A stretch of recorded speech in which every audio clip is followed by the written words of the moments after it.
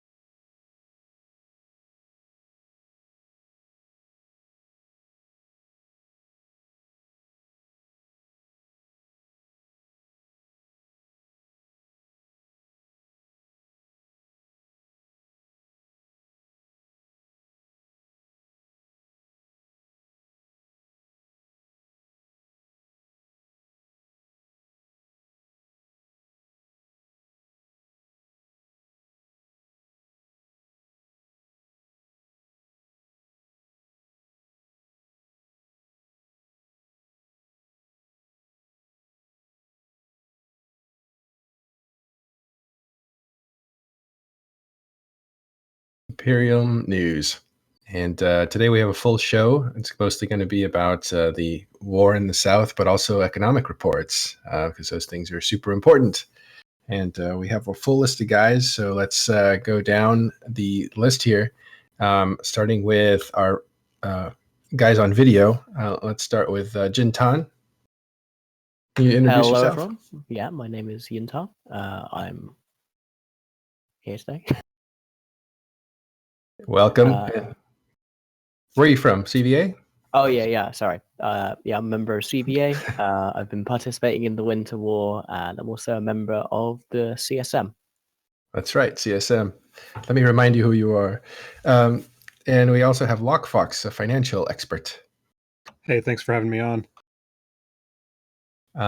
So off camera, we're going to have Asher Elias, who's FC for Goonswarm. Yeah, you pretty much nailed all my credentials. I'm really good at this. Sorry about that. Welcome to the show, Asher. Thanks for getting up. Thank you for having me. Yeah. We also have Celine from Mercenary Coalition. Good afternoon. Hey, Celine. Welcome to the show. And also from Imperium News and Test Alliance is Thal Ancora. What's up, guys? Member of Test. Good to be here today. I'm excited for the fight later. All right, great. So we have a diversity of points of view, which will be great. But first, we'll talk about a little bit of news, and then we're going to talk about the war in more detail. And then after that, we'll have a look at the economics. And if we can, we'll talk about Horde and what they're doing in HiSec as well. one thing before you go into that. Have you ever Yeah, thought sure. about having a boxing announcer, Matterall? Because you seem really good at telling people where they're from and what they've done. This is actually, I want to say, the show has kind of changed format a little bit. Welcome, everybody. We have a producer, McLeod, who's behind the scenes now doing all the technical work, which is amazing, and it helps a lot. So I'm getting my footing at, I guess I'm overexcited at talking now because I can do that without having to concentrate on that. So we're really happy to have McLeod doing that for us. He was the guy that does the after show. Today, there won't be an after show. It's just going to be this show. Maybe we'll go a little long. Yeah, so this is it's going to be new. We're going to stumble a little bit as we get our footing, but it'll really pay off later on when we do more stuff. And as you can also see from down below, because I'm on camera, is a whole new layout and a whole new logo and a whole new branding.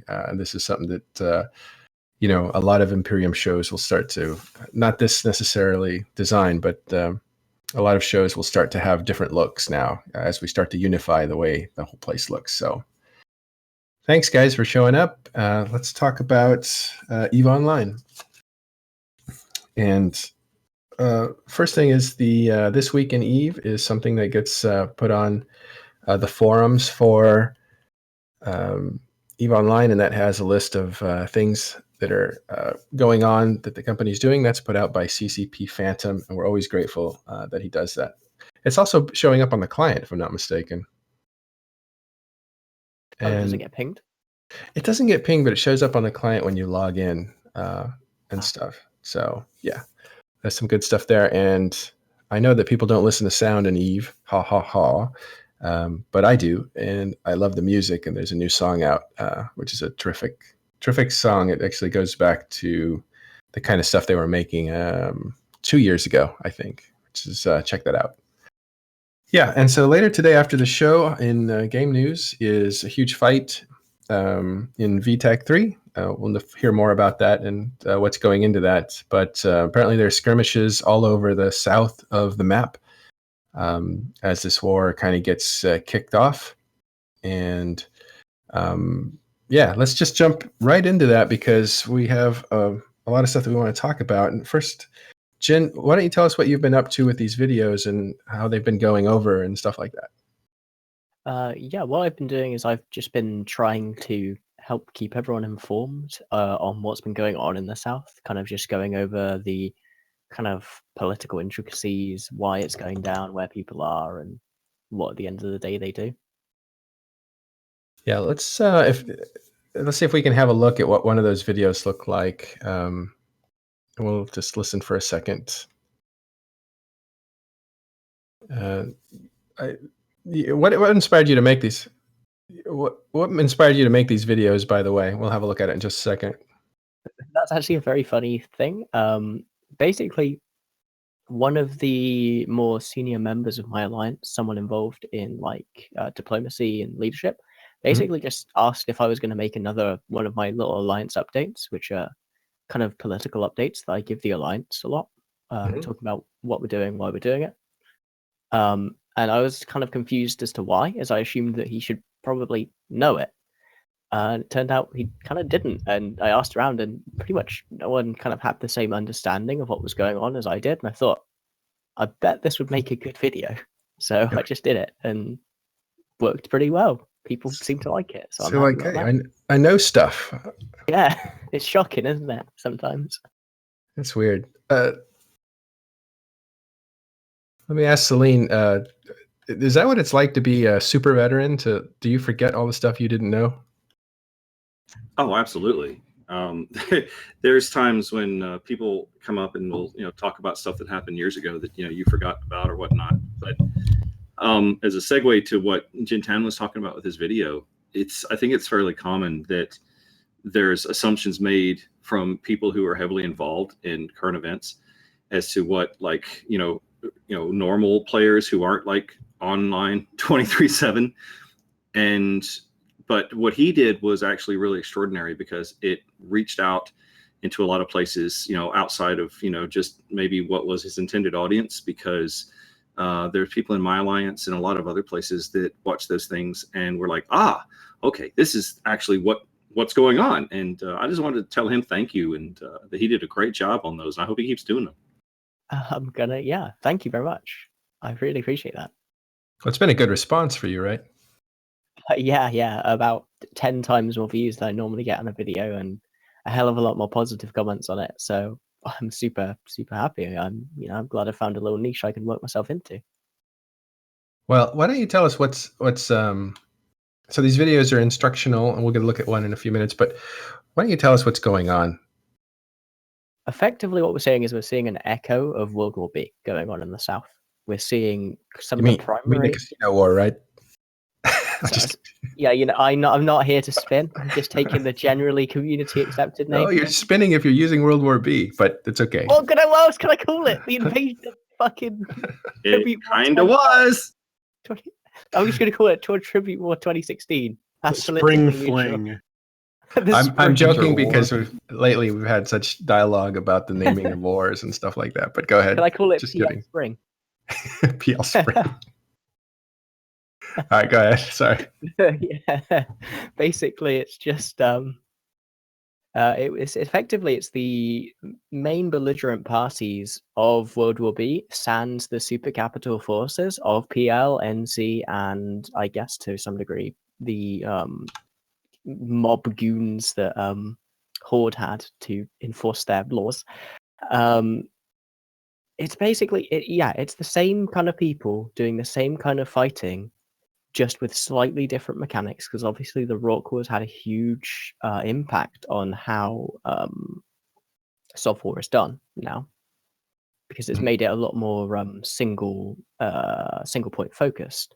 You're aiming to try and win at one specific point.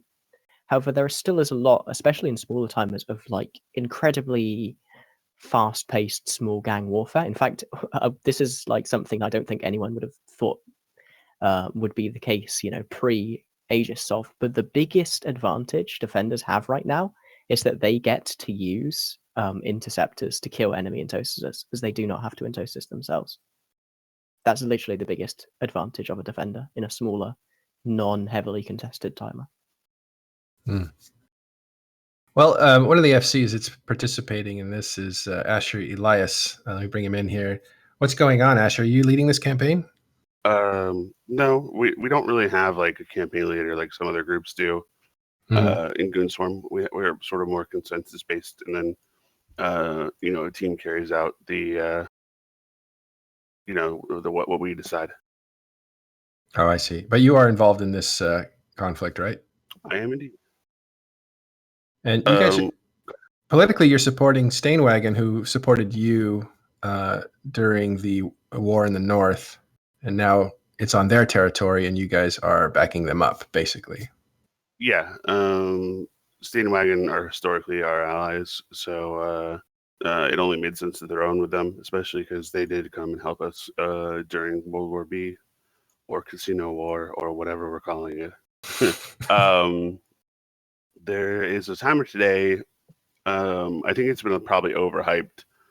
It's for the SOV in their staging system, but they don't live in the SOV. They just have a Fortizar they live in, and the Fortizar is secure. It's not reinforced. So I think the Circle of Test guys are probably hyping it a lot for their dudes, but I don't think It's also the station. You realize that, right? I realize it's the station. They live in a Fortizar. They Only still thing have the tons of assets station- in that station, Well, and I the know only because they thing the- undock shit from it constantly. I've been watching them evac that station all day. It's been great. Oh, Yeah, I so- think the state gives you really is like the insurance, because I mean you can do everything out of a Warzone now. They have contracts and stuff. Yeah, I mean that'll hurt people a little bit because Test tends to play a lot of Hurricanes, which if you die in them, give you really good insurance. But I mean it's not that big a deal. I don't know how many assets we have in the station. So. to Dal from Test. Celine, are you guys involved in this one? Very much so. Moved down last weekend. We were here for the initial 8 or 9 hour tie-dye fest, and still setting up this weekend, and we'll be there this afternoon. So, Mercenary Coalition, were you guys hired as mercenaries, or are you down here to support allies? What's your relationship to it?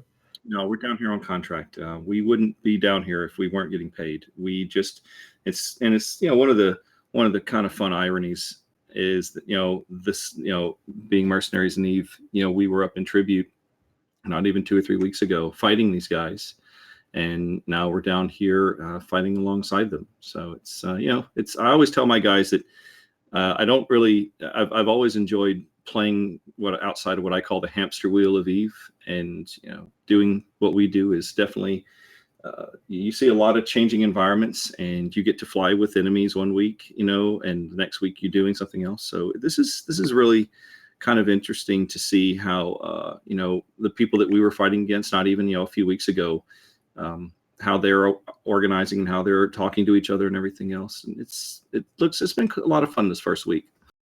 That's not just something that's been limited to the Mercenary Coalition either. No, the people have been bouncing all over the place for the last few months. It's been quite something else. And we saw NC Dot supporting the CO test. They also don't have a name for their coalition. That's why I call them the Real Deal Coalition, because they have not officially named it. And I'm like, I still haven't You figured mean the out. fourth quadrant? Circle of Death. I'm not Yeah, using whatever. Salavan's name because that's a dumb fucking reference to a book, and nah. Let's take a quick look at what one of those videos looks like that Jintan has put together. And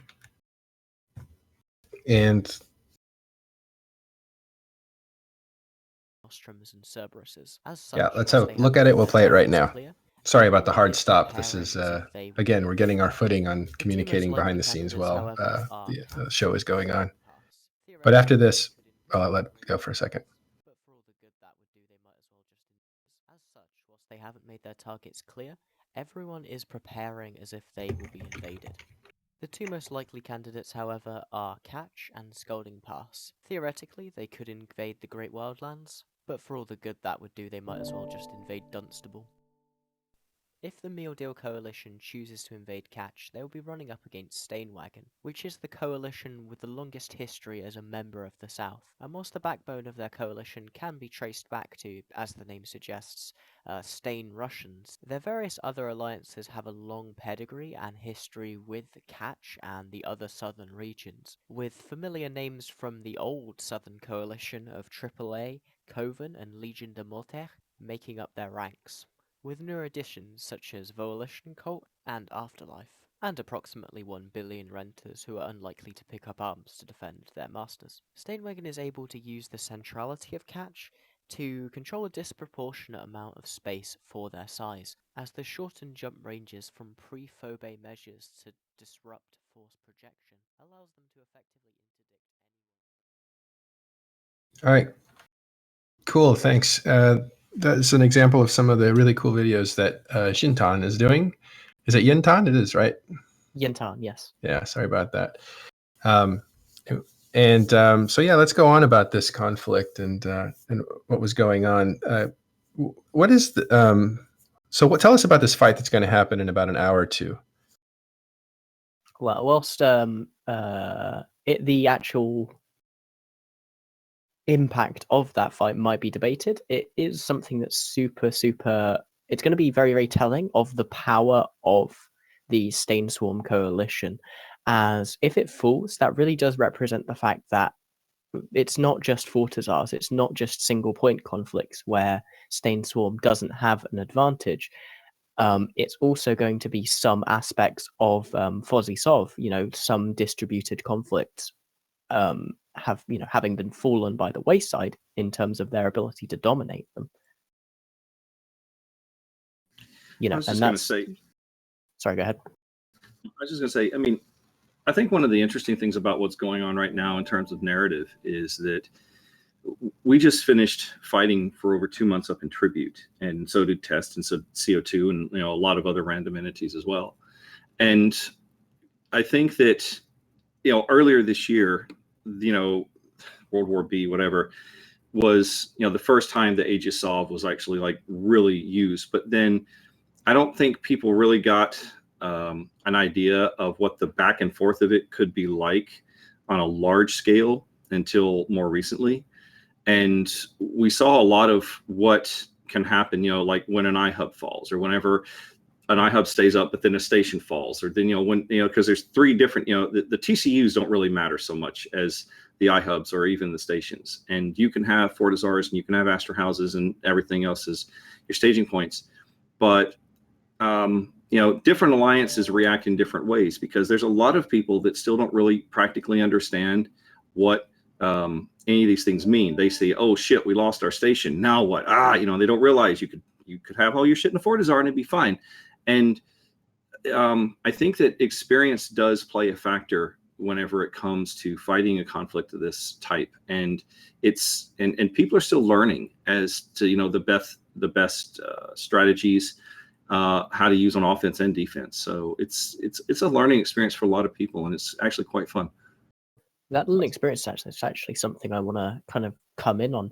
We've actually seen like the tactics used develop really like very fluidly as towards a more and more degenerate style of playing, just as we saw within Dominion Soft, to kind of make it so that you can't contest certain things. People are using, panic raw calls. People are using forks and tosuses. People are, using claw fleets as their primary defensive tool. It's created such a weird game, almost gamed system. But fortunately, it's perfect for third parties, because you just have all these people just warping around, no fleets, and you can just frag them and run away. It's great. There's lots of like variation in the way that you can like approach Entosis. I know MC back in World War B or the Casino War, they use their Entosis oracles, and then Test has their X-Wing doctrine. I think Goons, I don't know if Sword Fleet's still the name for it, but they have a Claw doctrine. And then some people have been using prophecies, rapiers. There's just a lot of different ways to do it in Tosis.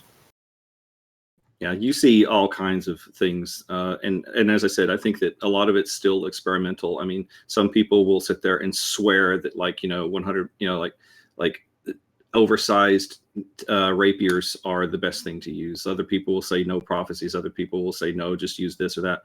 And defensively, you see several different variations of that as well. So I don't really think that anybody's found a foolproof way to do this, because even when you start throwing like you can throw a Rorqual on it, or you can throw a carrier on it, you can do whatever, but there's a counter to all these things. Whenever you've got something sitting on a node and you have to sit there and circle it, then you've got an opportunity to defend it. So there's always typically like maybe one big fight around a major timer, and you might see a couple of big fleets bashing away each other, but all along the edges and all the surrounding systems, there's skirmishes going on everywhere. And and a lot of people really talk down on Aegis Sov. I find it to be actually a breath of fresh air compared to just the +1ing of super caps against, the grinding of hit points. Hey, endorsement. That's good. And Lockfox brings up a good point. I'll make it for him, and Jin can answer. The alphas are the new on the landscape, and we're wondering if they play a role or don't play a role, because they seem to have Lockfox. They seem to have a role as far as statistics are concerned. Yeah, all of since Ascension, we've seen really big pushes thanks to alphas in like the total PvP stats, but I wasn't sure if they're on the front lines or not. Yeah, well, from what I've witnessed, they've not been particularly important to the actual boots on the ground kind of large scale warfare, because in large scale warfare, what you see people who I generally refer to as ping warriors logging in to fight these big timers, and alphas just aren't as interested in spending 10 hours fighting on a gigantic, tie-dye slugfest. That's not what they particularly came to the game for. And also, they just don't have a super great place. I think Goonswarm is probably the area where they've been utilized the best, and that's only in single point, concentrations of force. For example, the Fortizar timers in F4R2 had a supporting frigate fleet from the Imperium, which was predominantly made up of alphas. But beyond that, the only real usage I've seen from them has actually been as T1 logistics, where they're basically serving as gigantic piloted large shield extenders for real logistic ships. I think nobody else has really been able to like capture the huge like blobs of E-War that Brave used to have, where you saw 250 newbies and they would be able to shut down fleets because of all the E-War. Now, I think, like you said, Goon Swarm is probably the one that's captured that best, but nobody really has done it the same. And with the way how decentralized everything is, it's kind of hard for alphas to really make a huge impact. Asher, are you guys actually using, is Karma Fleet full of, well, you wouldn't be able to know, would you, if you're full of alphas? We definitely have some alphas. I don't think we've actually changed our recruitment policy particularly. Just no- target alphas, but There's no doctrines for them, kind of. Oh no, we have a Yeah. full set of doctrines for every race, and we take alphas on basically every fleet. Basically, the only fleet an alpha can't go on is like a bomber fleet.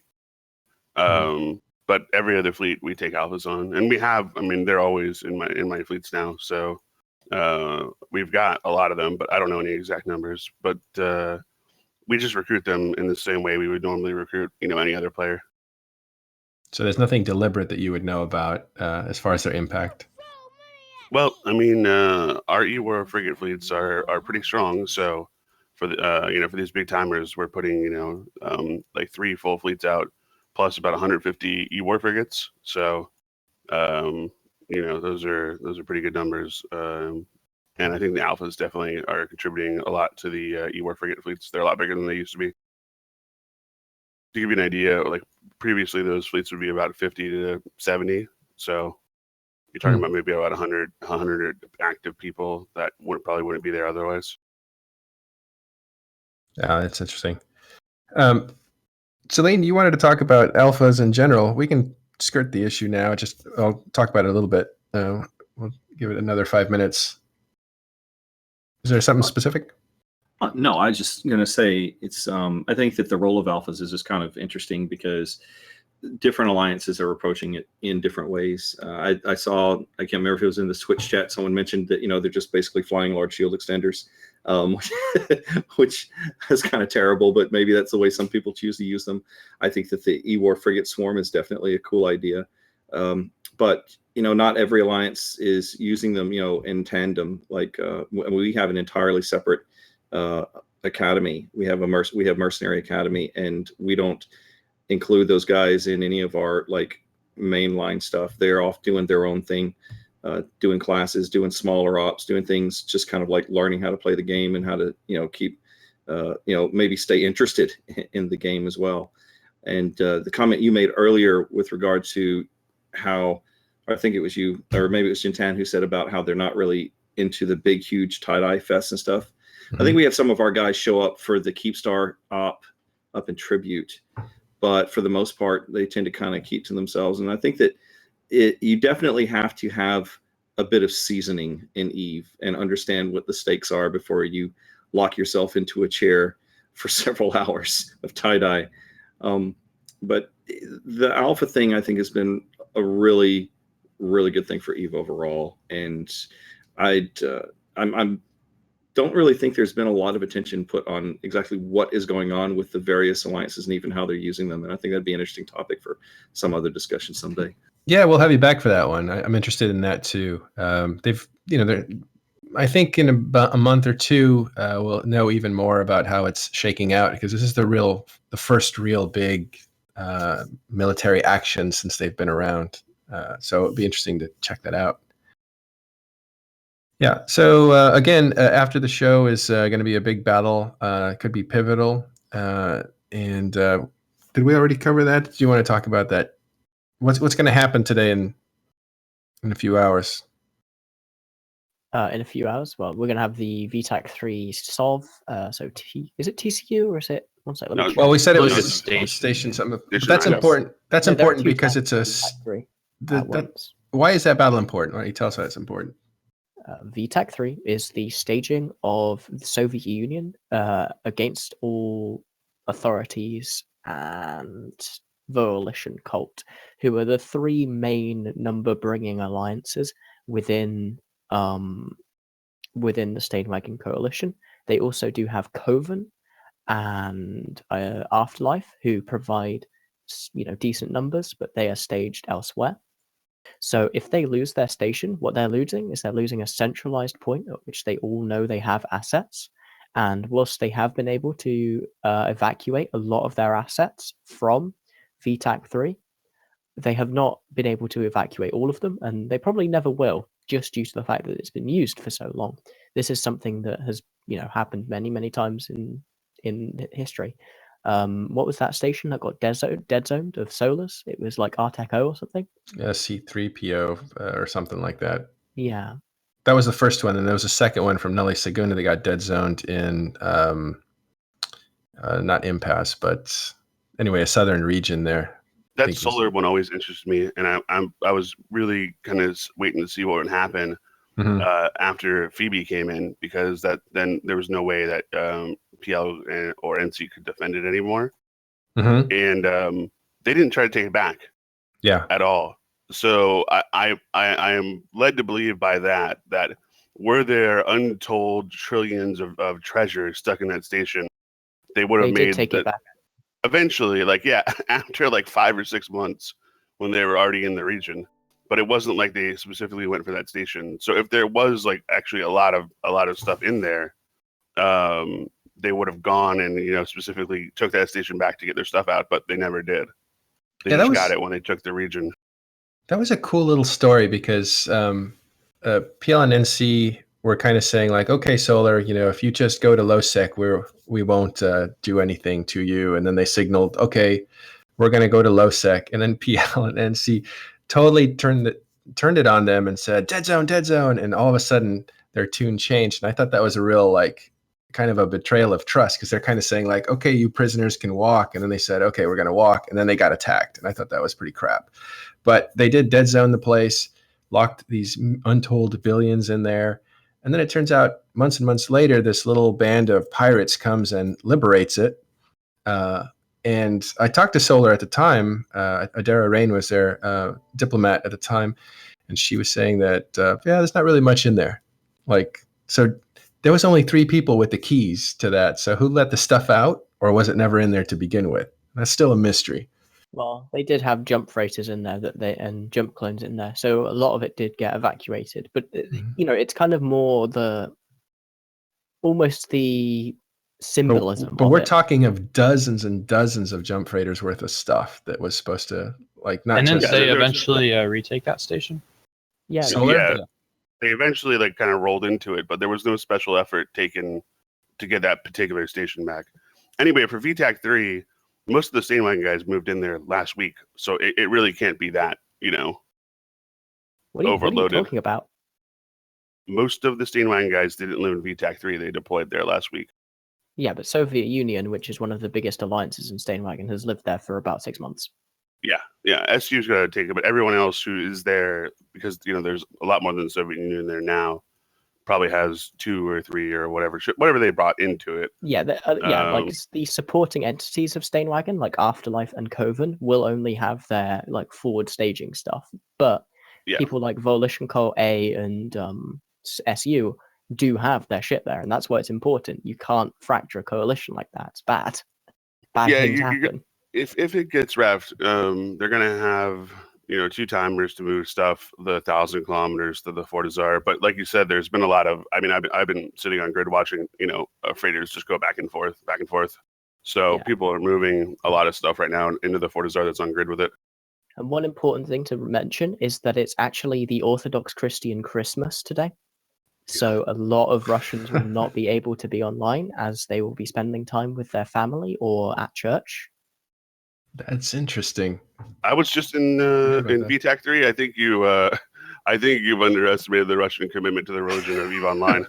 I know, it's just a kind of cool. I was debating calling it the Christmas battle, but never, ever underestimate the Russians. No, never underestimate the Russians. They'll wake up at 2 a.m. to stab you in your gut. So we'll wrap up this segment with Stain is an unusual group in that if they do face overwhelming odds, they tend to retreat into Stain itself and wait it out, right? Yeah. That's happened a lot. Wow, yeah. How many cycles of that have we seen? We saw PL used to 7, 8? Peel used to burn AAA every year in the spring. Just like a burning of the crops from last fall to make room for the new. All right. But then there was also when like A invaded Oh, there's tons of shit down there. The history of the South is hilarious history, and no one cares about it. Well, last question. Is this going to be a big war that everybody gets involved with? Or are we looking at just the simmer, and then it kind of peters out? What are we looking at?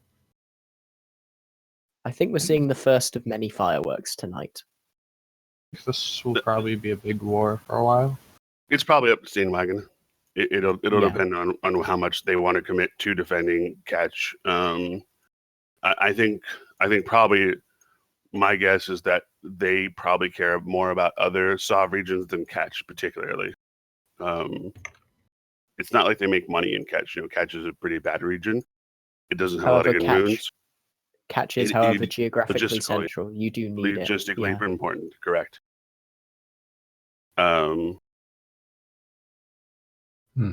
But with Citadels, though, I mean, you have to scour every Astra house, which is, if nothing else, really annoying. And they're so cheap to drop. Yeah.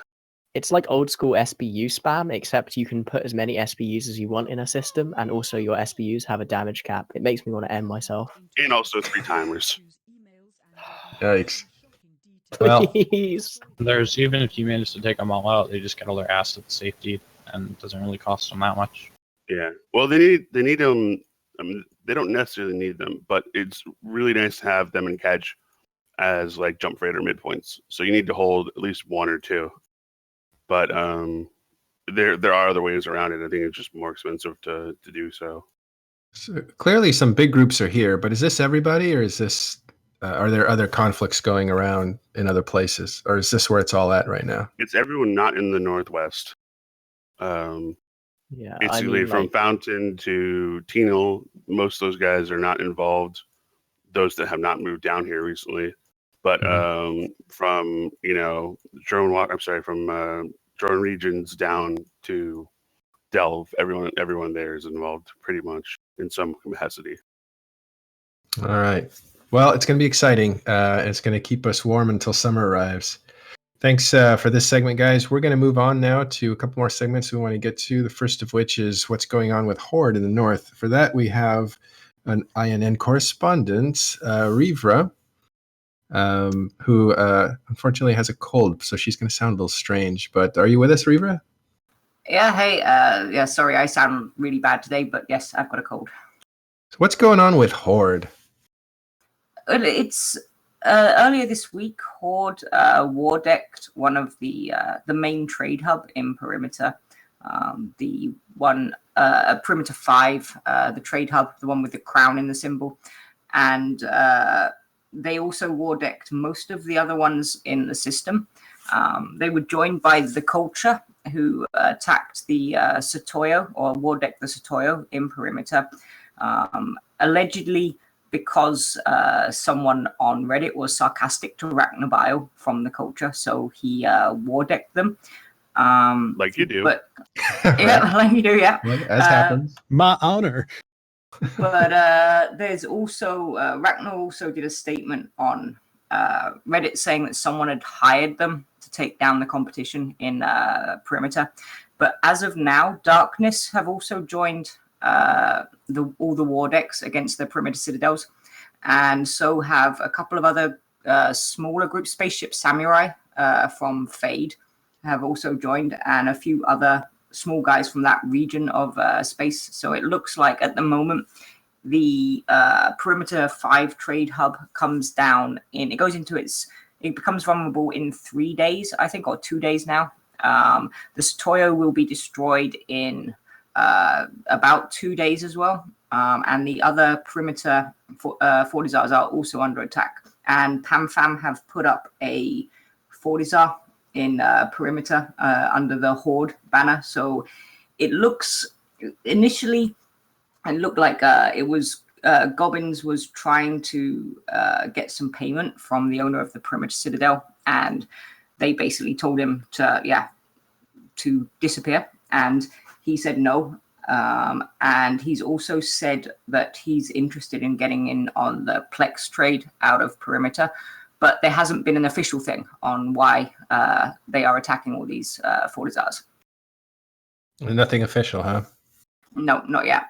What do you think it is? I think it's that it's a mix. I think it's partially that they're bored in the north. They're not involved in the war in the south, so it gives Horde something to do. If they can get the perimeter income, it's not bad. I mean, there were numbers thrown around on Reddit this week of saying it's 30 billion a day, and it's not 30 billion a day. It's single-digit billions. But I guess if you're Horde, then it's probably not a bad income to get as a passive income. I think that, extorting the Citadel owners is also a good way to get ISK, because the fees are in the range of 7 to 10 billion per month per Citadel. So that's kind of renter level income for nullsec places. So it's not a bad income. But yeah, I don't know what's entirely behind it yet.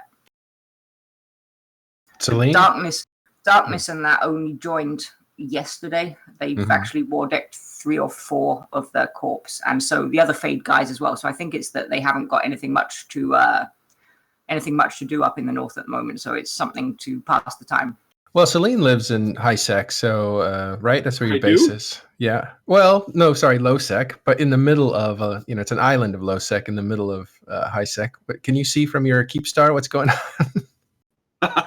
Well, the towers aren't quite that high, but what I can say is the situation of perimeter has been developing for a while. I mean, the main guys who Horde war decked as these Taurus or Tauruses dudes, and they were I think they were one of the first ones that started throwing down the market fortizars a while back. And they were also one of the first ones to get war decked. I think we blew up one of their first ones back in August. And then they bounced back and they threw up another one and then another one. And so they got left alone, and they kind of became the de facto like hub for trading plexes and such one jump out of Jita. And there's been a couple of other ones that have dropped and then moved on. And there's been a bit of a trade war going on with regard to broker fees and their taxes. But the people who own that particular one, the Tauruses hub, are the ones who seem to be kind of in control and having contracts with the defensive mercenaries and high sec and all that stuff. And just recently there was during the last patch when the engineering complexes were released, there were a couple of things that happened in perimeter. One of which was that those guys, the Tauruses guys, dropped about 15 or 20 of the medium-sized ones, and basically made the overview in perimeter look like complete shit. And I fucking hate going through there every day now. So I'm kind of thankful Horde is doing what they're doing, because it's horrible. Clean them up. Yeah, but at the same time, there was a Satoyu, an XL, put up there for doing industry and such.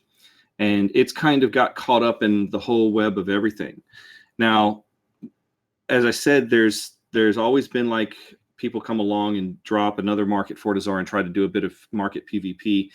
MC actually got contacted not even 2 or 3 weeks ago about getting involved in that. And I wasn't directly involved in the negotiations, but it was so convoluted and fucked up that we literally said, no, this is too much shit. We're going to do something else. And now we're doing that something else in the South. It's ironically, the nullsec thing is much less complicated than the high sec web of insanity. So I guess Right. Gobbins, go ahead. I think that it's really interesting, that point you just made. High sec can be very dramatic and very interesting too. It's not all about nullsec. Oh no, it isn't. It's really interesting. Because people, there are alt corps everywhere dropping fortizars and dropping and dropping their structures and such. And very rarely will you see like main like big name alliances doing this stuff out in the open, which is why I find the move that Horde has made to be quite interesting, because what they're essentially doing is removing everything out of perimeter and setting up shops themselves. So there's still one of the points that was discussed a moment ago was with regard to income. And I think that's a very interesting topic, because I mean, we've been running a Freeport Keepstar for about 3 or 4 months now, and I can tell you that, for anybody that thinks that there's mountains of riches to be made off of administrating one of these things, I think that we pay for the fuel for it, for all the different services, and there's maybe a little bit more left over, but it's more of just kind of a neat thing. You see people come and go, and every now and then there's a big trade. But for the most part, even if you've got like these big structures up and running, these are not giant money-making opportunities right now. I know that the perimeter ones are probably making, I would say, like maybe old moon goo mining money from a couple of R64s worth every month, which is cool. But if you look at what it costs to set one up, like an extra large engineering complex, the hull is like 30 to 35 bill, but the rigs, just the Tech 1 XL rigs right now are going from anywhere from 35 to 45 billion a rig, and you've got to slap 2 to 3 of those in it to make it, operational. It's 100 billion a structure. So how many months and months and months do you have to have one of these things running before it even comes remotely close to breaking even? The answer is it's not. So what Horde is doing, I think, is really interesting, but in terms of doing it to actually make money, the Fortizars will probably pay themselves off pretty quickly, but anything above and beyond that, I don't really know what the effort is for. It seems like they're trying to muscle into the market, but if the market's not that profitable, could there be a second motivation for this? Who is it? I think Lenny with the NETC. I may be wrong on this, but he wanted to decentralize basically JITA. And I seem to recall he paid mercs to clear out perimeter and like domain citadels, which is somewhat similar to what Academic Horde's doing now. Yeah, don't get me started on that thing. Well, his plan with that more focused on pushing people towards the edges of high sec, so that you would have more interaction between high sec dwellers and low sec dwellers. His economic plan was stupid. Oh yeah, it was completely interesting. It was 6 years out of date, and you know what? It makes no sense now that we have jump freighters. It only would make sense if we didn't live in a jump freighter world. Well, I know the economists didn't really like that plan, but Celine is part of that trade network, and he was endorsing it. He saw it as a good. Right, I don't want to speak for you. So if you sit I like the idea. I like the idea of trying to do new stuff in Eve. As far as the idea of attacking all of those things and whatnot. I mean, I kind of agree with what Lockfox is saying, that people, first of all, one of the points I made the last time that we talked about this is that it's going to take a long time for people to even really understand. And I'm talking the people that are talking on this show right now, we all understand Eve at a certain level, but your average Eve player who's just doing, bebopping along, the 70, 80% of the other Eve players, JITA is still the center of their universe. They don't have a fucking clue what's going on, 2 or 3 systems next door. So any giant economic plan has got to take that into consideration. It's going to be a long time before players even start to realize that there might be benefits of doing things a different way. Well, and I don't hate the current push, and I can't remember the name of it, NTech or whatever. And because the idea of being so if I were CCP Lockfox or trying to put a trillion ISK to work, I would be focusing on the fact that when you're living out on the frontiers of nullsec and such, your choke point is the freight, and so if you made freight hubs so that you could more easily get jump freighters, you could remove 1 or 2 jumps from your logistics chain, then that might actually be economically viable as a central hub. And I've said that a couple of times over, but making people who fly jump freighters are skittish, so it takes a lot of trust and a lot of operational integrity to actually make that come to fruition. Riva? Yeah, I would say this is a bit different from the Lenny thing. When Lenny was trying to push people out of high sec, he hired MC to attack, I believe, one of the citadels. Then one of the other citadel owners used the fact that Lenny had started attacking them to hire mercs, VMG, to go after all the other citadels. And that's been suggested. That's one of the things that Ragnar said on Reddit, was that someone had hired him to take down some citadels, and they'd also hired him to take down their own as well, so that because I mean, 30 to the people we're talking about here, they're out of character traders and they're out of null set guys. So a 30 billion structure replacement is nothing for them to worry about. So they, according to Ragnar, they also wanted their one taken down in order to clean out the competition and to get a fresh start. But with Horde dropping their own Fortizar, I'm not sure whether that plan is still going ahead. So basically what you're saying is that this is less of a direct competition over current economic, economic possibilities, but more as a look into future earnings. Yeah, and I mean, with Darkness and that joining now, I think Darkness and the culture war decking everyone and the spaceship samurai, etc. I think they're just piggybacking on, as Celine said, like 100 billion ISK kill mails, etc. I don't think Darkness have a vested interest in doing anything major in high sec with the Citadels. Yeah, I agree. I mean, I think that right now there is a bit of kill mail whoring going on, definitely. And in terms of why the motivations of any of this, it's definitely about future speculation more than anything else, because currently there's just not enough profit to justify doing some of this stuff unless you're just simply doing it for fun reasons, because you just want to say that you did it. As a matter of fact, the guy who's losing the Satoyu in Perimeter has made a Reddit thread, and he's making an event out of it, making sure everybody knows that his is the first that was up and his is the first that's going to die, and he's going to give away prizes and all of that stuff. So I mean, it's interesting to see how people respond to these sort of things, and it's kind of neat. One quick thing I did want to say earlier when I was referencing the rigs, I just got informed that extra large rigs for these things are actually now, no shit, up to 65 billion each. 40 bill for build price. It's insane. So that's a huge markup. They're made for 40 billion and selling for 60. Yeah, absolutely. But I mean, you can't the components and all of the salvage that you need to build these things. It's actually getting hard to source enough salvage. We've seen. Yep. People need to get off their asses and actually salvage their wrecks. This actually brings me a fun anecdote from one of my fleets I've been running. I watched an entire NC Jackdaw fleet get bombed out of this plane of existence, and I went there with interceptors with salvagers, and I made so much money. Well, I'm glad that the forces of the economy are changing your mind on who salvages what. Let's coincidentally, when the patch notes were released, the Goonswarm economic team bought about 3 trillion ISK in salvage. Yeah, you guys are underrated as far as, well, maybe you're not underrated. You guys have a great economic team that scours the opportunities before things even shift. Speaking of economics, we should move on to the last segment, which is going to talk about economics. But I wanted to make one last point for those of you who are kind of new to the game. There is a corporation, and I forget them now. They're actually one of the largest independent corporations in EVE that do nothing but salvaging.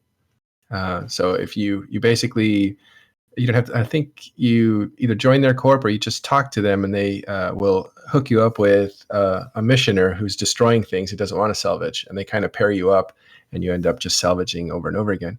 So it's kind of nice to see the rise of the scavenger class because the stuff's valuable now. All right, let's move on to the economic report that was recently released. It's actually a monthly report from CCP, and Lockfox, you read it, and what was in it? So it was actually a pretty interesting month. So we've been watching post Ascension that the numbers are completely, like, if you were running a model before Ascension, you should probably throw it out because everything has changed. The activity numbers have changed, the cash numbers have changed, the production numbers have changed. Like it really feels like a new chapter in EVE. The big things that stood out to me were the cash flows continue to give me heartburn, especially if you want to talk about a Plex forecast. And then, holy shit, the goons down in Delve are so productive. It had my jaw on the floor when I saw the regional mining and production statistics, even with the mining numbers screwed up thanks to some CCP math. They are far and away the most productive region in Eve. Like, if you put mining and production together, they're number 2 for production. They're ahead of both Citadel, the Citadel, and Lone Trek as far as high sec regions, which just I can't even I am out of evens to can, right? We're aiming to outproduce Cheetah in a few months. Hey, Yeah, they're on just pace to clarify, do so. just to clarify, they're being productive in a video game, not in real life, right? It's an inverse relationship. Yeah. That's right. That's right. We're all neckbeards here, man. So like, let me start from the top and we'll work our way down. What should be up on the screen right now is the Plex 1 year view. Do we have one to go back to that had the cash flows? Should be a 2-line white graph. Let's assume we do. Okay, well, I'm gonna talk like it's up on the screen, and when it gets there, it gets there. Yeah. Um, Because there's a delay of 30 seconds, so we can't. okay. So the numbers that have been at the top of my list since the economic reporting started from CCP is the cash supply and ISK velocity numbers. And to the layman, this means that so the graph on the top, the red one, is total cash in wallets between both players and corporations over time. And that is a measure of just how much cash there is to do business with. As this number goes up, the thing that keeps this in check, like the thing you should be thinking of when the red line goes up, is that Plex prices will go up as well, because this means there's more cash available in the system. More players should be converting that cash into Plex for storage later. That's sort of the corollary to expect as a hand wavy sort of cartoon. On the bottom, though, is the ISK velocity, which is talking about how much ISK is being spent compared to how much cash there is. And that, when it's up, you should expect Plex to go down because you're going to need cash to do business with, and you're going to get that cash from Plex. So what we see here is actually both going up at the same time during December post Ascension. And we see, if we go look at the 1 year Plex view, that the price of Plex has stayed level through December. Now, there's a lot of things going on. Like specifically, there have been a lot of sales, so Plex has been discounted. That tends to be a downward trend. And I had been saying through November and December that I expected even more downward trending in January and February. But with some of the other statistics that are coming out, I'm going to change my tune to say slightly positive. That maybe 1.1 billion in the short term, because it still looks like the incomes coming out of nullsec, despite the fact that everybody's fighting in wars, incomes continue to climb. And when incomes climb, those incomes get converted into Plex. That is one of the biggest drivers outside of the general RMT balance between, consuming Plex to become Omegas or consuming Plex for RM. Like, those are steady state things that tend to remain relatively flat, and we don't have data for, so I can't put them in a model. But the cash demand and cash supply numbers are looking so in a way that signals an upward Plex trend. So, and of course, past performance, future results, forecasting the weather. But you're basically saying Plex is going up in price. Yeah, but it's predicting. Well, yeah, it's a weak upward trend in my opinion. I still don't think there's.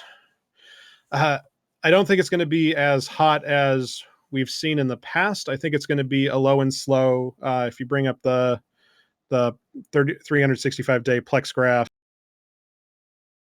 that has the 1 year view, I think we're going to be slightly up the way we were last spring, essentially in slope. So it's a decent time to buy and hold. I don't think that we're going to spike without a really hot unless things get really weird. And I have a hard time forecasting more than about 4 weeks out on the military picture, because as much propaganda is going around, the general PvP stats haven't been moving.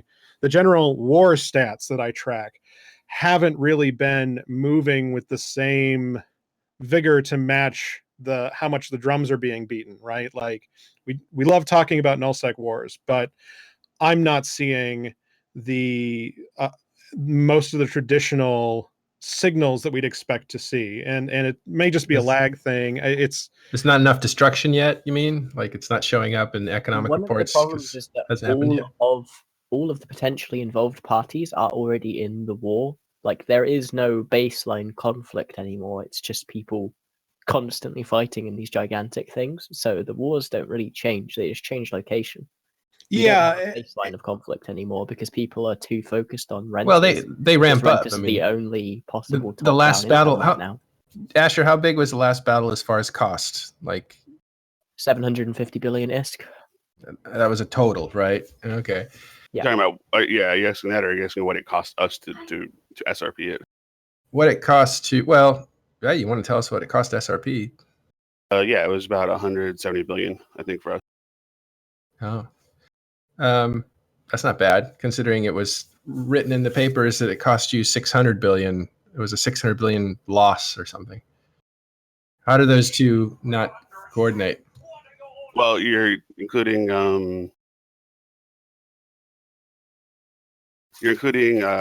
Russian losses, other people's losses in that total number. So we don't have to deal with those. And then you have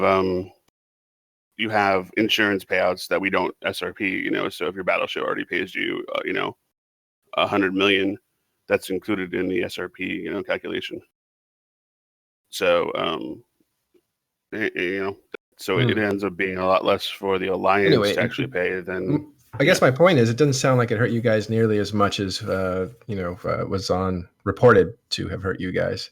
Oh well, the everyone's going to say, "Oh yeah, this is a backbreaker," all that kind of stuff, and obviously it's not. But actually, I'm being told that my number was too high there. But whatever, it was far less than what people thought it would be. Like at the end of the day, people like whining about how it was a Pyrrhic victory, which is like dumb. They don't understand the scale. Yeah, that really did bother me. Like just because a Pyrrhic victory is a really like strongly defined thing, and it wasn't that. Like a Pyrrhic victory would be something like maybe if you had a BTAC fight but you lost all your Titans, like that would be a Pyrrhic victory.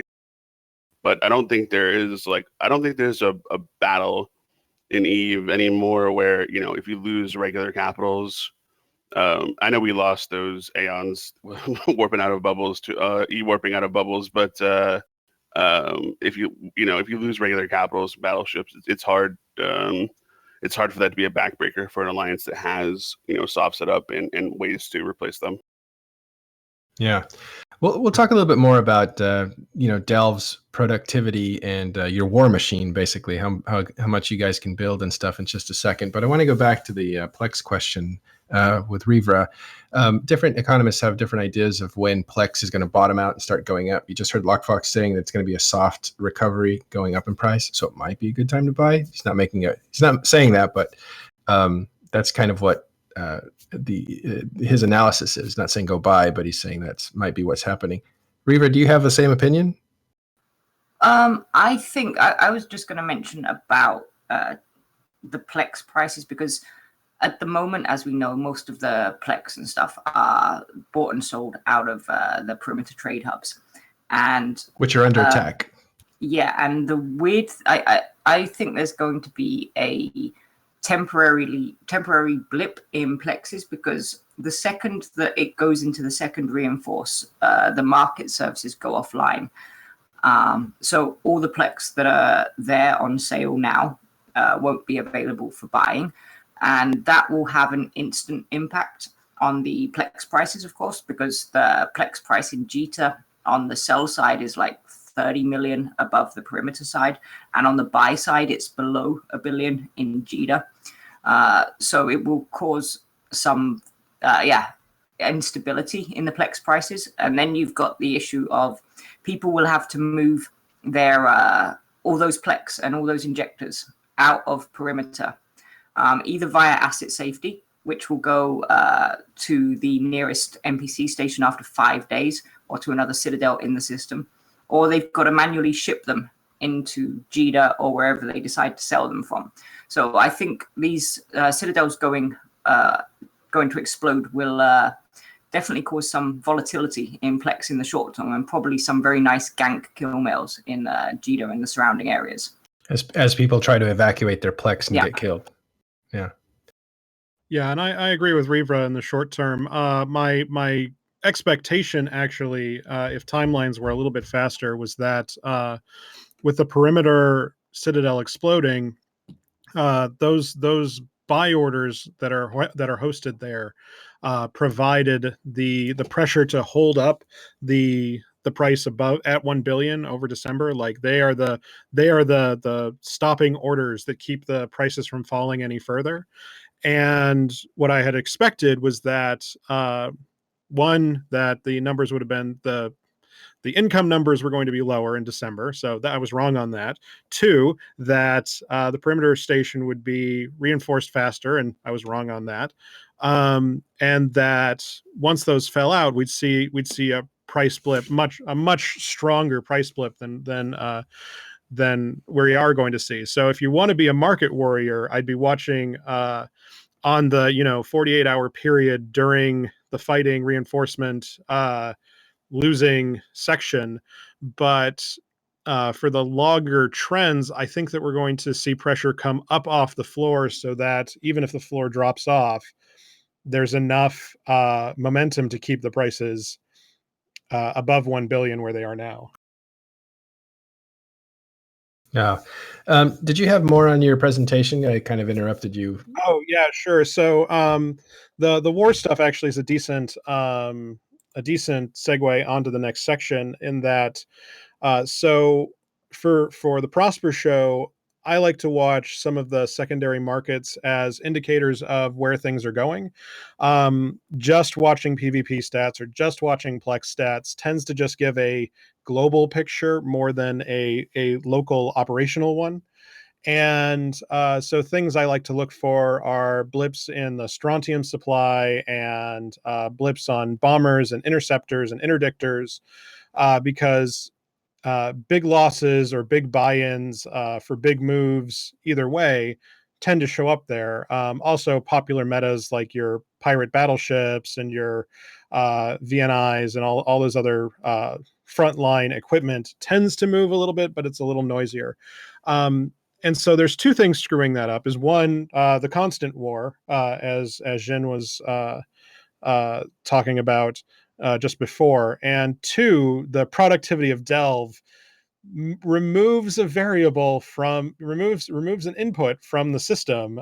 If goons are going to work to be self-sufficient and not have that economic activity measured through the traditional market interfaces, do it all privately, it makes it really hard as a neutral third party to come in and say, oh, well, there's this big operation going on. Now, that's not to say that it's impossible. There are, if any organization, if the top might be very well organized and the middle might be pretty well organized, but you still have low-level grunts that are doing whatever they're going to do, and they're independent, and you still have the people they're fighting who run a completely different organization, who should still be participating at some level. So like it's impossible to be a complete island, but it definitely screws up my statistics for tracking this stuff to tell the general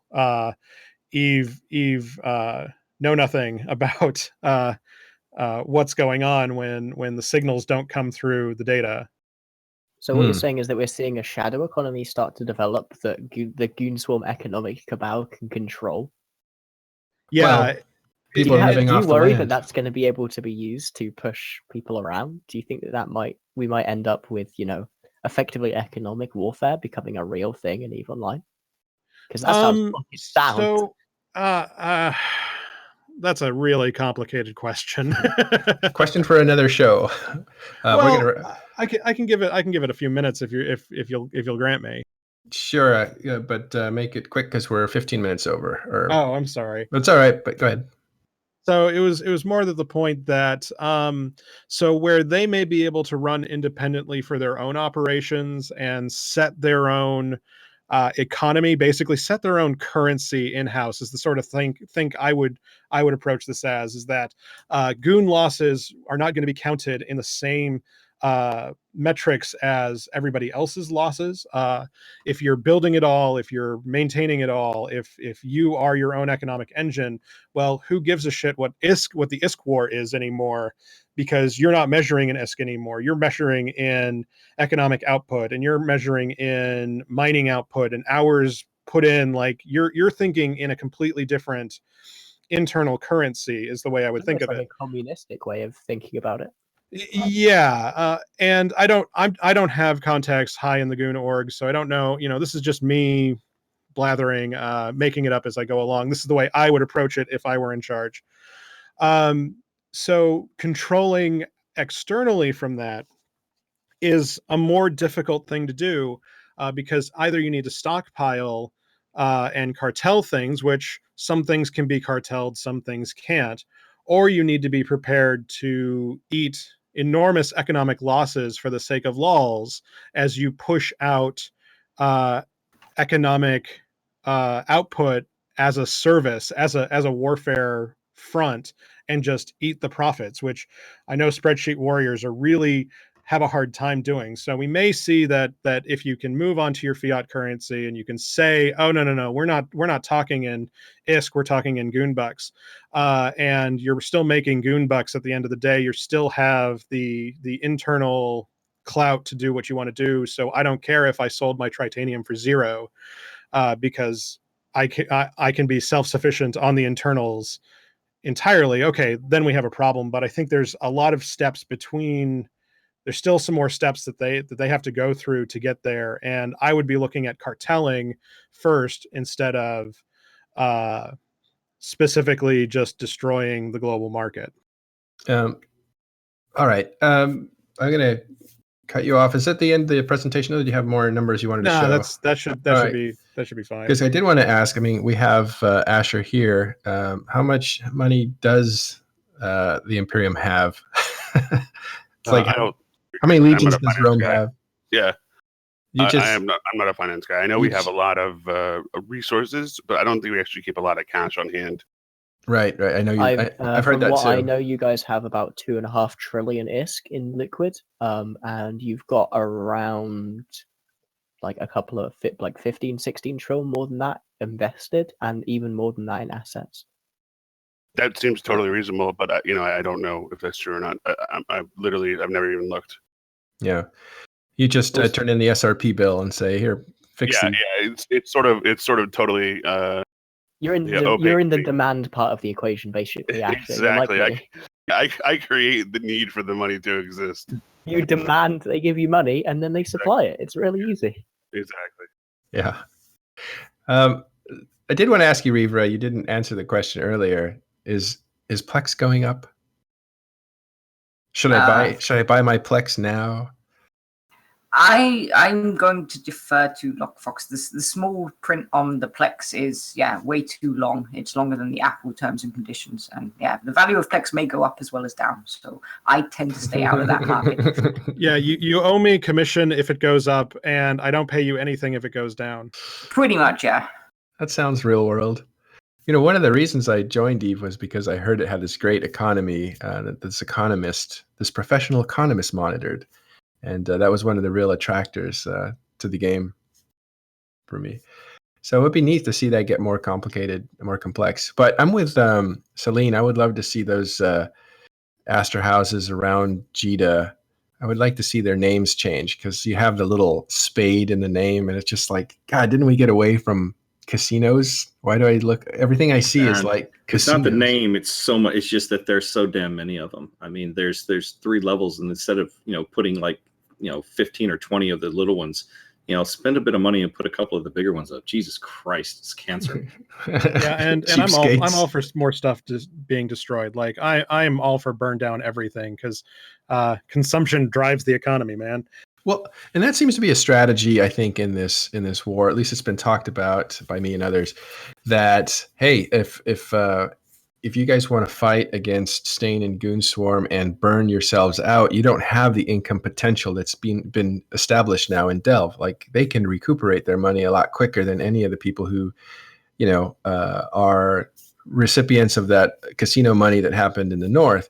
So maybe this is the way that the Imperium burns that money out of the system.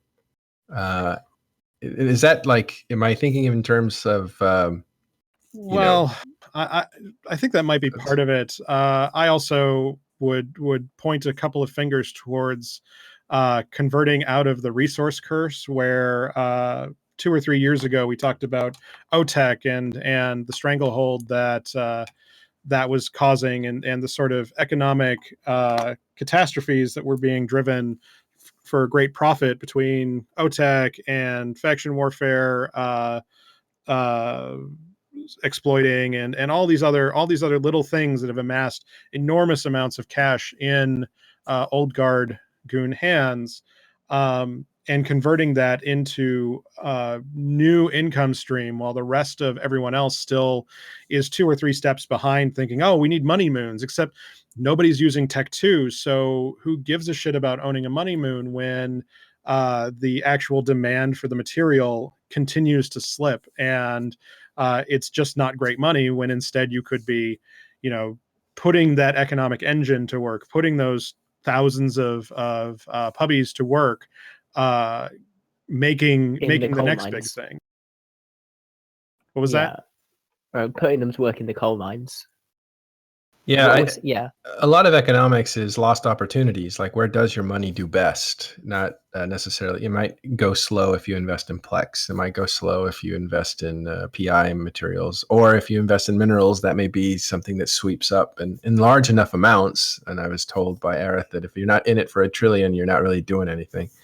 In large enough amounts, that makes a big difference. That's where you can actually make some money. And the economic and the goon economic engine is more about systems than it is about individual investments, right? Like, I know that when you talked about Minna and Aerith and the bigwigs, right? Like, they're absolutely thinking that. But as an organization, to put your 10,000 forum warriors to work, it's not just about holding one thing. It's about diversifying. It's about being productive, not only economically but socially, so that you can actually get people doing work and doing things. And the team there, like I've always said, that when it came to top level management, Imperium has some of the smartest guys in Eve, even if some of their line members might be shit posters. But they continue to set the meta by doing rather than talking about it. And well, they're not mutually exclusive either, but probably the last thing I want to wrap up with is, if we can, talk about a political development that Suez, who was the guy that was popular in Goonswarm for a long time, moved over to Forum. He took his corporation, moved over to OSS for a while, then into CO2, and they have actually just moved over to Mercenary Coalition, right? Celine, do you know anything about that? Did he sneak in, or do you know about that? I've known Suez since he sang me a song in the Nordica Hotel lobby in 2007. When he was, let me just say, he's the guy that sings the Little Bees song on the video that people have seen. He sang a lot of songs about a lot of different things. Singer. He's been around for a long time. I mean, Suez and Black Omega Security are like very old corporations. He's been playing the game for a while. Hell, a year and a half ago, he was shooting at MC Towers and Syndicate. But it's just one of those things. You play the game long enough, and old enemies become friends, and so on. And so, yeah, it's he and his boys are in MC now, and there's no real weirdness about that to most of us. It's just You know, we've got a former Razor Corp in, Roving Guns. We have Anzac Alliance, who I believe was in FCon. We've got a lot. We've been building for the last couple of years, and we're not really particular on where people come from or what their what their past affiliations are, because we're looking forward and we're looking to build something that is about right now. And I've is MC getting too big? Yeah, yeah, I saw that. That was really neat. It depends on what your definition of too big is. I mean, I think that we're at a pretty comfortable size right now. I don't think that we're going to grow much more, but we can, as long as we feel that we can make an impact, then that's kind of where we want to be. I don't think you're ever going to see us have like 30 or 40 corporations or anything like that. We've been recruiting about one corp every 3 or 4 months, and that's probably not going to last much longer. We're just going to go with what we got. Well, the problem with growing too big is that you're allowing bad corporations to come in, but Anzac's a good corporation, and I think the one from Razor, I didn't look, but I think that's an interesting judgment. I mean, it depends on what you think is a bad corporation or not. I mean, we haven't, I don't think about the only thing that we've done recently that was a bit really controversial was Mass woke up several months ago, and that was Trigger and his boys from old Stain Alliance back in those days. And I used to love those guys back on the forums and such. So we brought we gave them a home and said, hey, if you want to rebuild and you want to get back into the game, join us and do that. But I mean, people are going to judge, and that's fine. We're happy with the people we've got, and don't really know why this became a discussion about my alliance, but that's fine. It's like the problem with growing is, like you said, you can report bad corporations, but that doesn't always happen because you got them before. But like there can be a lot of just cultural differences or problems between the members, and I think that's really more important than just having a dead weight corporation. Because a corporation that rats all day, it doesn't really hurt you. I mean they help with ADMs. They might provide drama on the forums, but they're not actively hurting you. If you have some corps that have cultural differences and keep causing tensions between your members, that's going to actively hurt your alliance. Well, I just will say very briefly that is the one thing that we're always looking at is the culture part of it. If we don't think that they're going to fit in, because we're very, very keen on the whole trying to make it about the person next to you and trying to make it about enjoying playing Eve together as a community and not just killing spaceships all the time. So we pay a lot of attention with regard to if the people are going to fit in or not and the types of people there are. And that's one of the reasons why we've got a lot of very old corps in that remember what it was like from the old days. Yeah, and that's what I meant is the problem with growing fast is that you can just recruit everybody and end up with a culture clash, which hurts. But you're not doing that. Even though you're growing, it seems like you're judiciously picking corporations that fit. And I'm actually very pleased to know that it's a very much a cultural thing, because I find that's the worst part of being in nullsec is that you're fine, and then all of a sudden for NC you have adversity in there, and there's a huge culture clash, and it kind of upsets things, and then they move on. And it happens in every alliance that I've been in. There's people that come in and they're just different. They're good PvPers, so it's good on the boards, but they're not a good fit culturally, and it kind of wrecks, whatever calmness you have in a place. Good managers and good technicians are two completely different things. Yeah, and also PvPers and good posters sometimes are separate. The last thing I wanted to talk about, maybe Thel or somebody could tell us, maybe Asher, what's with Villy? Is he actually, Reaver might know about this. Is he leaving or? Villy is not leaving Test. She's just, Dread is a big corp, and we had this discussion yesterday with him. There's not really much being in Dread offers you that is different than being in like another corp in Test. It's not even a new brew corp because some of its standards are higher. But Villy just wanted to, find a smaller community.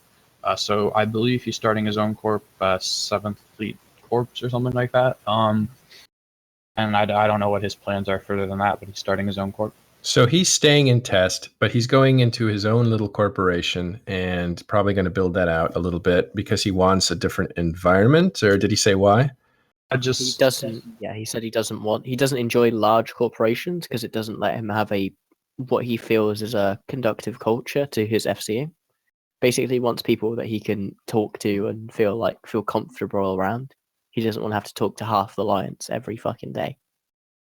Because Dreaded is the biggest corporation in Test, and so you have that many people in your One of the biggest Corp corporations channel. in the game. Did he name his new corp elitist ops? Hey, Lamau. Do you think though, Fel, that Villy is on his way out? I mean, is this some kind of a signal? no. I think Billy's been good ever since he joined back in Wicked Creek. He's definitely committed to Test. I just think he wants to, do better things, which is a problem that we've had in Test a lot. I think Billy's here to You guys stay. can't seem to do better things. It's not really that. It's just provide because this is a problem with Test. Back at Fountain, we had the culture, oh, we're new bros, it's okay, and we've been getting away from that. Now, we have the culture of we need to be good at the game, and I think Billy wants just a tight knit group of pilots to help him with that. It's a good place for Billy too because he very much considers himself a leader, and when he was in Goon Swarm, he was one amongst many, but now in Test, it's really him and PGL is like the top FCs, and it's really undisputed. So I think he likes it there. I haven't talked to him specifically about this topic, but from everything he said, I think he's doing well there, and anything he enjoys it there. But he probably wasn't the cultural fit exactly that he wanted. But it's in a lot of other ways it fits him well. Well, it seemed like he was signaling Test is good for now. I'm committed to the end of this war. And that tells me there's a deadline on it. Like at a certain point, he's going to reevaluate his options. Maybe he wants to come home to MC. Who knows? Was he in I'd MC? also like to point out that I'm actually in a fleet fighting, about to fight for the VTAC 3 timer as we record this. How close is A couple of us may be, Jen. Yeah. Okay. We're all just living off broadcast. Might as well live blog it or whatever. Live. What I'm doing right now. Yeah.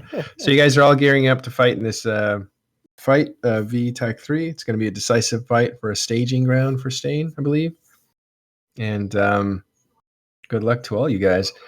So that'll wrap up the show today. I want to thank everybody that showed up, from Asher to Yin, Lockfox, Rivra, Celine, and Thel from INN. I'll especially want to thank McLeod for handling all the buttons today. Really appreciate that. You've seen we've had over 450 viewers, and that I think that number might be inflated. I'm not sure, but you can see this Twitch on Imperium .news, the actual front page now. We have it up. And other announcements are that we'll probably be moving to Discord for our commenting section. So we'll move back to Discord. And you're going to see a lot of improvements coming up, both visually and in the way the user interface works for Imperium.news. So thanks a lot for reading that. And we appreciate the amazing progress we've seen from when we closed the Matani.com and merged it over to Imperium.news. It's been a skyrocketing experience, both in staff, internal, and in the numbers that we're seeing as people start coming there more natively, stuff like that. So there is no after show today, unfortunately. McLeod spent all his time getting ready for this. We will resume that later on. But if you want to hang out with us in our Discord, we're going to be in Public Voices for a while. Come join us, hang out, talk to some of the guests, and we'll see you on the battlefield. All right, everybody want to say goodbye? Any last things? Yeah, thank you for having me on. Matro, it was great fun. I can just say that the last time I was on the show, Graf was here. And there were like 6 other guests. Then him and I took up 98% of the talking. So this time I tried not to monologue as much as I did before. But we want to hear from you. We're going to... It's just a big day today. Go ahead, Luck. Thanks again for having me on. If you like the econ stuff, we're on weekly at Eve Prosper on Twitch and YouTube. You can just follow us. It's 0400 game time, Thursday night, US. And we just opened a Discord, and come shitpost about graphs. We do lots of graph porn. Is that Grath? Graphs. You got me excited for a second there. I don't. I think I'd have to pay people to take grath porn. You'd be shocked in this community. Break out the ice cream, boys. It's grass point time. All right. Thanks again, Celine and Reva, for showing up when you had a cold. Really appreciate it. All right. That'll do it for us today. We will see you next week. Same place, same time. Don't forget, we have a Patreon, Patreon/Matterall, that helps us support the podcast part of this, and we really appreciate it. Thanks, everybody, for showing up. We'll see you in the big battle ahead, and we'll see you next week on Talking in Stations. I'll wait for the